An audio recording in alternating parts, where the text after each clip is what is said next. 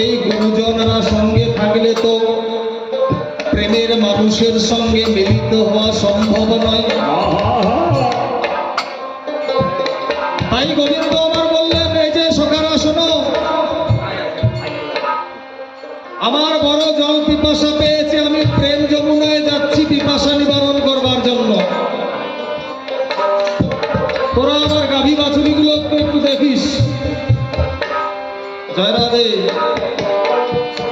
এবার গোবিন্দ চিন্তা করছে, আমি তো যাব যমুনার তটে, ওই বংশী বটের তলে তলে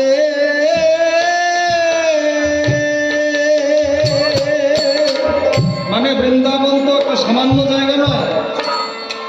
বৃন্দাবন হচ্ছে 12টি বন মিলে সমস্ত বৃন্দাবন। তা ভগবান শ্রীকৃষ্ণ সখার সঙ্গে যেখানে গোচারণ করছেন